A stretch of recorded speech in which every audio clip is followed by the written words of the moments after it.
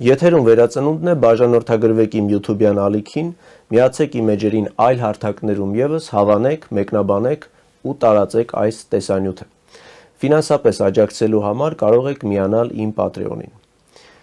Մի քանի օր առաջ տեղադրեցի իմ ընկերության ոգին վեպի առաջին մասը, որը պատմում էր, թե ինչպես են մի խումբ մարդիկ առայժմ մեկիկ գնում ինչ-որ անորոշ տեղ։ Հետագայում իհարկե կորոշակիանան թե նրանց կերպարները, թե նրանց անցնելիք ճանապարհը։ Քանի որ ինձ գրեթե ոչ ոք սովոր չէ արձակում տեսնել, քանզի ես ինքս էլ երբեք ինձ արձակագիր չեմ համարել, իմ տարերքը պոեզիան է, բանաստեղծությունը, իսկ արձակում երբեմն փորձեր եմ անում։ Երբ շատ ավելի երիտասարդ էի, քան հիմա, գրում էի ներշնչանքի ուժով, բայց ժամանակի ընթացքում հասկացա, որ ներշնչանքը պարտադիր է, սակայն այն պետք է ենթարկվի ժամանակի փորձությանը։ Ենթադրենք ինչ-որ միտք է ծնվել և մի հզոր մղմամբ ցանկանում ես այն վերածել բանաստեղծության։ Ես հիմա այդ ցանկությունը հաղթահարում եմ և չեմ գրում։ Միտքն իմ գլխում է, այն բաց չեմ թողնում և ասենք 1 ամիս անց պարզ է դառնում միտքը, որ ծնվել էր 1 ամիս առաջ, ուզում է դառնալ բանաստեղծություն, թե ոչ։ Միտքը, որ փոքր-ինչ անորոշ էր, Հրաչյա Սարուխանի ասած թյուրն ու թերին մաքրել է իրենից, թե ոչ։ Սակայն ուզում եմ խոսել ընկերության ոգին վեպի մասին։ Այդ վեպը սկսել եմ գրել 2017 թվականին, երբ իրականությունն այլ էր, այսպես ասած, այլ առաջադրանքներ էին մեր առաջ դրված։ 2017 թվականին, հավատացեք, ես բոլորովին ուրիշ մարդ էի, իմ մտածողությունը շատ է փոխվել։ Այսպես ասեմ, որ պարզ լինի, եթե ես առաջ գիտեի, թե որն է չարն ու բարին, հիմա խիստ կասկածամիտ եմ դարձել։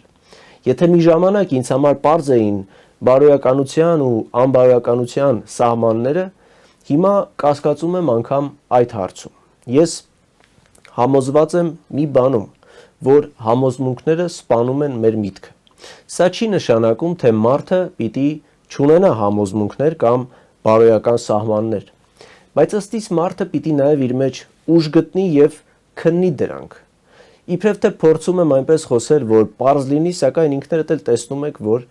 ամեն ինչ ավելի ու ավելի բարդանում է ու նմանվում է զոլոյանական սարդոստայնի, որից դուրս գալը չափազանց բարդ է, բայց ինչ արած, այսպիսին է բանաստեղծների բաժին բախտը։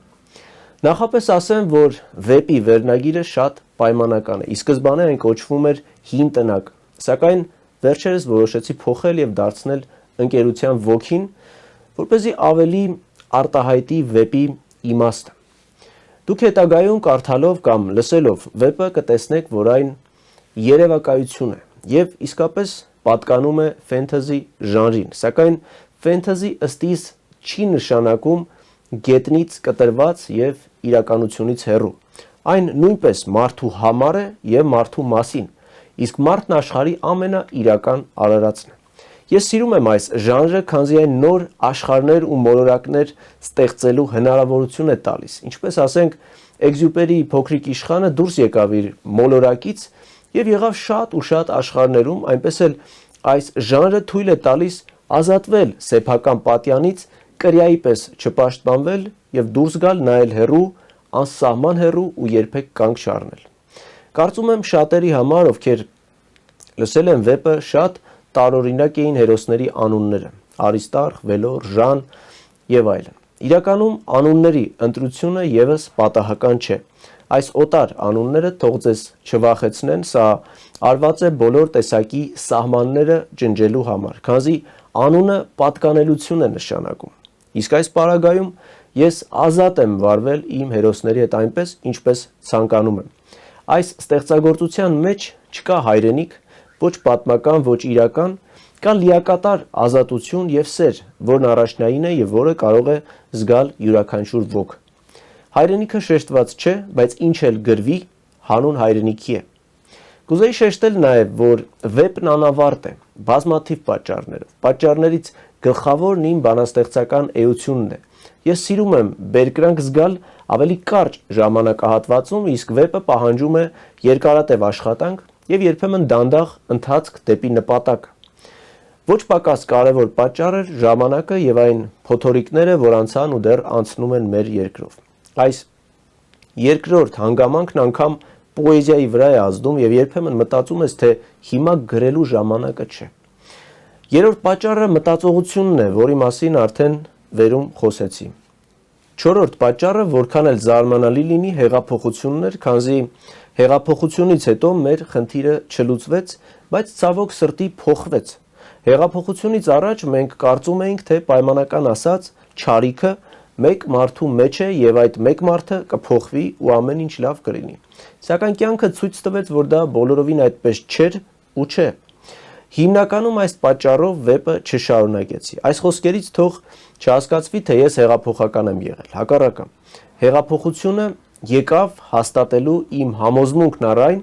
որ այդ կերպ ոչնչի չես կարող հասնել։ Ինձ համար հեղափոխության հոմանիշը արյունն է ու կորուստը։ Կարծում էի միայն բովանդակային ու արժեհամակարգային իմաստով, սակայն մեր դեպքում իսկապես արյունալի հետևանքներ ունեցավ։ Ես նշեցի, որ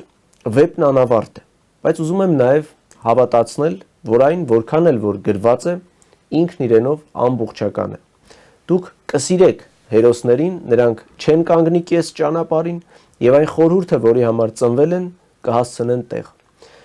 Այսօր այսքանը ուզում էի երկու խոսքով պարզաբանել, թե ինչի մասին է ընկերության ոգին վեպը,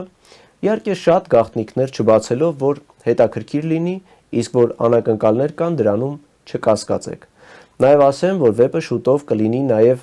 տեքստային տարբերակով իմ կայքում, որի մասին կհայտնեմ մոտ ապագայում։ Այս հաղորդման նպատակը նաև նախորդ տեսանյութը տարածելն է, հղումը կդնեմ մեկնաբանություններում։ Ինձ համար անհայտ պատճառներով YouTube-ը գրեթե չի տարածում որոշ իմ տեսանյութեր եւ այդ պատճառով ալիքի դիտողականությունն ընկել է։ Այս հարցը հնարավոր է լուծել միայն ձեր օգնությամբ։ Բաժանորդագրվեք իմ YouTube-յան ալիքին, միացեք իմ էջերին, այլ հարթակներում եւս հավանեք, մեկնաբանեք ու տարածեք այս տեսանյութը եւ սպասեք